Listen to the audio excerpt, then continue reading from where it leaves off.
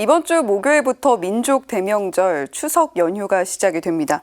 추석날 차례를 지내시는 분들도 상당히 많으실 텐데 천주교 신자들이 차례나 제사상을 차릴 때 주의할 점이 있다고 합니다. 서울대교구 연령회 연합회 상장례 강사이신 박명진 시모님 스튜디오에 모시고 자세한 이야기 들어보겠습니다.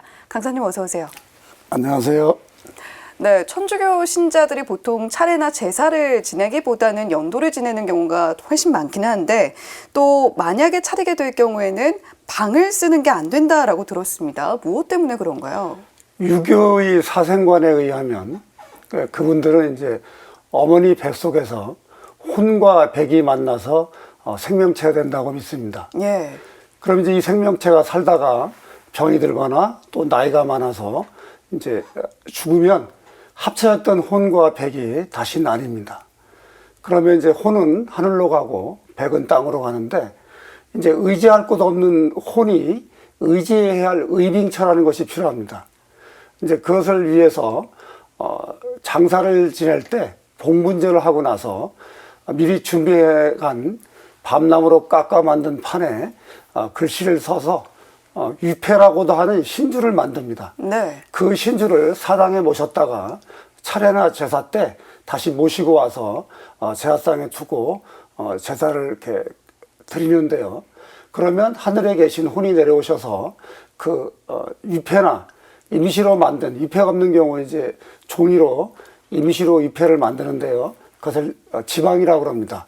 거기에 의지해서 후손들이 차린 음식을 그러니까 흠향, 쉬운 말로 하면 잡수시는 거죠. 네. 그런데 우리 교우들의 영혼은 하느님 나라에서 영원한 안식을 누리고 있거나 아니면 그 안식을 누리기 위해서 정화 중에 있기 때문에 그 음식을 드실 리도 그리고 거기에 가실 리도 없기 때문에 하지 않는 것입니다.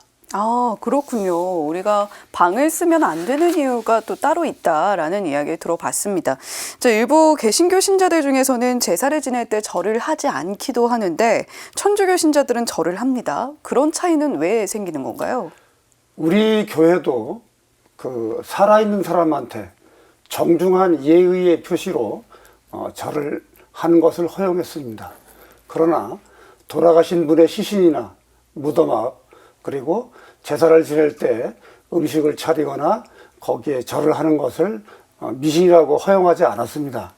그러다가 1939년 12월 8일에 교황청에서 중국 의회에 관한 훈령이라는 것을 발표를 했는데요. 그때부터 조상님의 그 제사상이나 거기서 이렇게 절하는 것을 예의의 표시로 신자들이 알아서 하도록, 그러니까 절을 하고 안 하고는 자율에 맡겼습니다. 그러나 한국 개신교의 일파 중에 많은 부분들이 아직도 그 제사나 절하는 것을 미신이라고 믿기 때문에 못하게 하는 것입니다. 네, 문화를 좀 존중하는 의미가 있을 것이고 예를 갖추는 것은 자율에 맡기겠다라는 의미가 있다라고 이야기를 해주셨습니다. 추석 당일 본당에서는 합동 위령 미사를 봉헌하곤 하잖아요. 미사 전후로 연도도 바칩니다. 연도의 의미는 어떤 건가요? 연도라는 말은 원래 연옥 도문의 준말입니다. 연옥 도문이라고 했을 때 도문은 그 지금의 말로 하면 호칭기도입니다.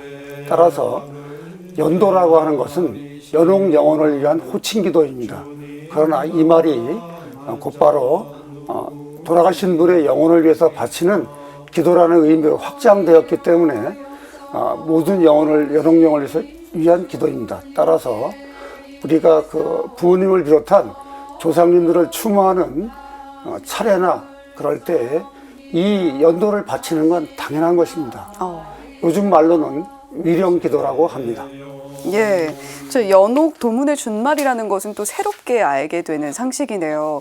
그만큼 카톨릭의 어떤 교풍이라던가 이런 것들이 담겨 있다라는 생각도 드는데 남들을 또 많이 배려하고 생각하는 그런 문화가 반영이 돼서 연옥에 있는 모든 영혼들을 위한 기도다 이렇게 생각을 하시면 좋을 것 같습니다. 부모님께 드리는 가장 큰 효도가 미사라고 들었습니다. 돌아가신 분이나 또 살아계신 분 모두에게 마찬가지일 것 같은데요. 미사의 의미도 한번 짚어주시죠. 먼저 교회라는 말을 좀 생각해 봐야 됩니다. 교회는 뭐냐 그러면 이승에서 착하게 살다가 주님의 은총으로 복되게 죽음으로 마무리하는 것을 선생복종이라고 합니다. 예. 이 말을 줄여서 선종이라는 말을 주로 사용하는데요.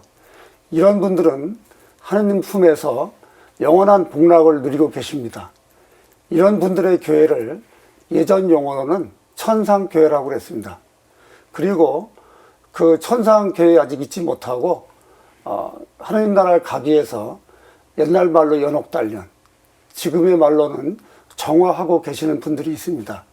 이런 분들의 교회를 연옥교회라고 그럽니다. 그리고 오늘날 이 세상을 살고 있는, 그러니까 주님의 말씀을 실천하면서 하늘나라로 향해서 어떤 순례하고 있는 오늘의 우리를 예전 말로 지상교회라고 했습니다. 그런데 이 세 교회가 각각 별개의 것이 아니라 서로 주님과 이웃사랑 안에서 서로 연결되고 함께 친교를 누립니다. 그래서 여러 단계와 방법으로 하느님을 흠숭하고 찬미하는 것이죠. 왜냐하면 우리는 그리스도에 딸린 우리는 성령 안에서 하나의 교회를 이루기 때문입니다.